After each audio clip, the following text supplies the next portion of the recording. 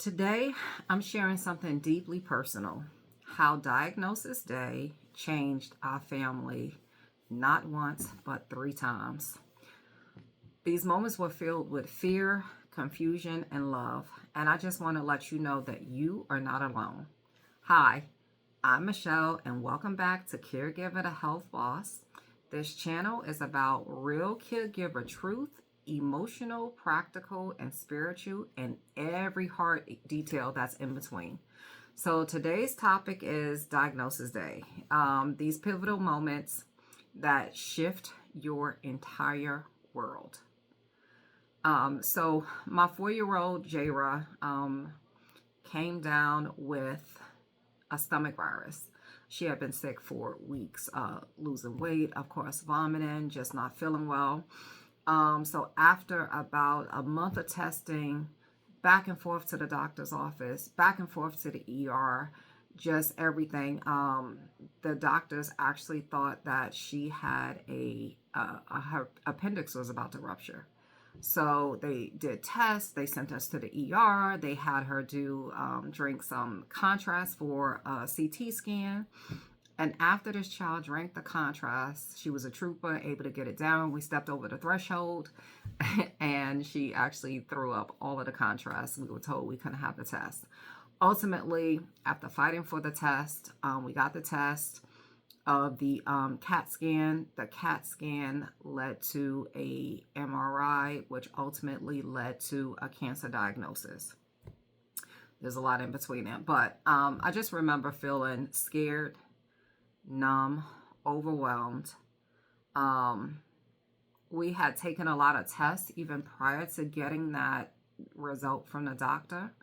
Again, we had a lot of appointments. And just because I was not aware, and this is over 20 years ago, I was not aware that children could get cancer. I don't know, I was just very overwhelmed. So, just trying to stay afloat. So that's Jaerah. And then many years later, Dallas, we had Dallas, I think, was 3. And one night after we had sent him to bed just because he refused to eat dinner, about an hour later, he woke up. He came into the room. He's crying. His face is red, and Dallas is so light. So his face is red and his lips are swollen. And I was like, I don't know what's going on with this child, but it seems like he's having an allergic reaction. So not knowing any better, I went ahead and gave him some Benadryl, sent him back to bed. A month or so later, he had a pediatrician appointment. So we go to the pediatrician and she asked, was there any concerns? And I said, yes. Well, actually, every time we seem to give this child fish, even though he doesn't eat it, he just kind of refuses it. But it seems like his face turns red and his lips are swollen. And the pediatrician said, well, anytime that your lips swell up, and I don't know if you guys know this, but anytime your lips swell up, that means that you're having an anaphylactic reaction, meaning that your throat is closing. So he couldn't breathe. And so then, of course, I'm horrified, right? The mere fact that I gave this child Benadryl at 3 years old and sent him back to bed and probably told him don't come out the bed. And his breathing was compromised. I felt extremely horrible for not knowing. And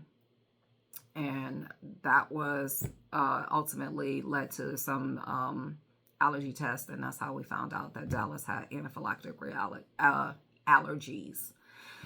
And then when Justin was about 6 months old, because Justin was a preemie, I remember getting a call from the local health department. And the lady was talking to me, and we did what they call a ages and stages assessment over the phone. And she was asking me questions. And based off of my responses, she was saying that Justin did not meet the developmental milestones for a 6-month-old. So in my mind, I'm thinking, well, he's premature, so he's a little behind. So the lady was like, well, he's a little more than behind. Like, he's not even meeting developmental milestones for a 1-month-old. And I'm thinking to myself, like, surely she must not know what she's talking about. So she recommended we go see a neurologist. So I go ahead and we go into the neurologist's office. Then he does an assessment and he says, okay, well, we're going to order an MRI. He really didn't have any, he didn't have any else to tell me. He is like, based off of the MRI results, then we'll go ahead and give a diagnosis. But in the meantime, I want you to do therapy. So he gave me a prescription for therapy, and on it, he wrote the diagnosis code number on there. And he said, you know, and then we'll schedule another follow-up appointment. Okay, fine. So I left. I was a little frustrated because here it is. I have this kid. I have no results. And all I have is an order to do therapy, and I have no clue why. So I'm sitting in the car, and I noticed the diagnosis code. Now, I don't ever recall looking at a diagnosis code on a prescription before, but I look it up. And when I look it up and I do a search on my phone, it comes back cerebral palsy.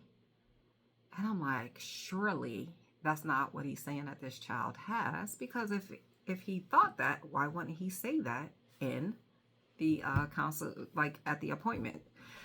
So he actually said nothing. And sure enough, once we got the MRI results, we went back to his office and he did confirm that Justin has cerebral palsy.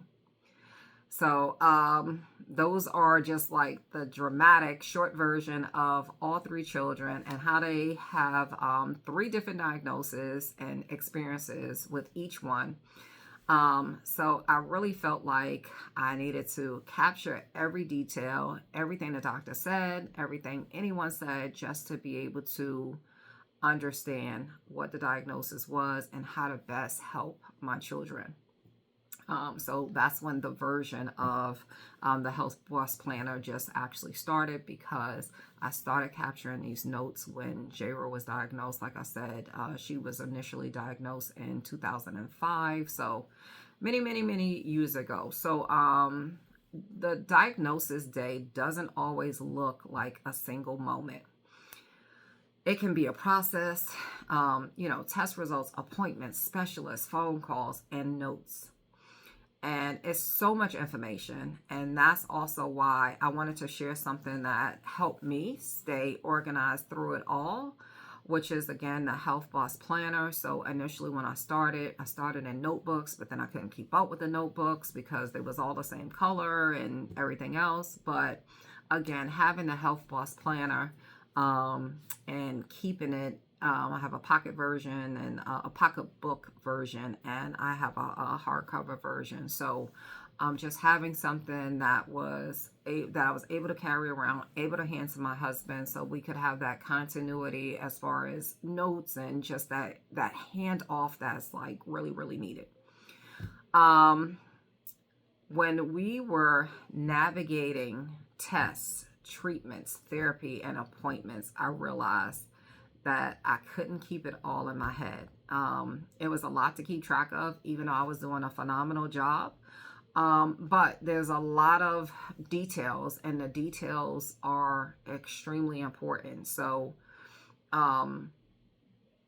it seemed like every visit, whether it was at a specialist, they were asking me what the last doctor has said. So all of the results just kind of played on one another. So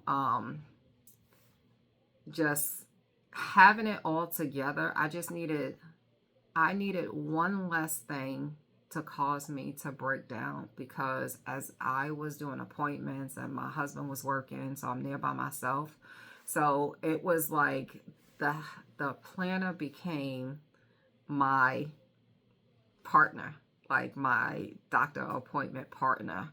And it was like as long as I had that, everything was recorded. So appointments, test results, any therapy, medication, manage like insurance details, any follow-ups, any questions that I had to write. I write out so that I needed to ask the doctor, because especially when you're dealing with specialists and you can only get in once every 3 to 6 months, and you can barely get people on the phone. At least that's how it is where I live. So just writing those questions down, having the answer to the last set of instructions that they gave me, and putting down any milestones or any symptoms or anything. It would just just having all of this handy, it made it so much easier to advocate for each of the kids with confidence. So if you're interested in it, I will leave a link for you below.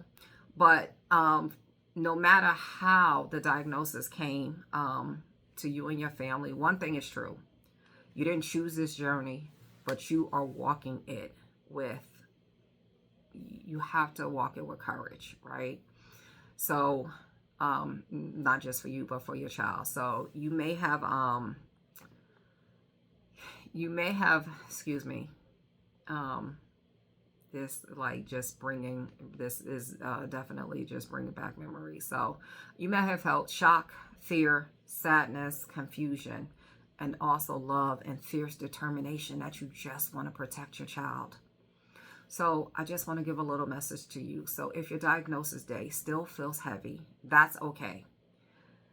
There's no timetable for processing your emotions. There's no right way to feel. There's no wrong way to feel, right? But what matters most is that you keep going. You find tools that help you stay organized, and you build a community. And you find and you try to remind yourself that you are doing the best that you can with the information and the tools that you have today. That is so important. Like, I really need you to just remember that.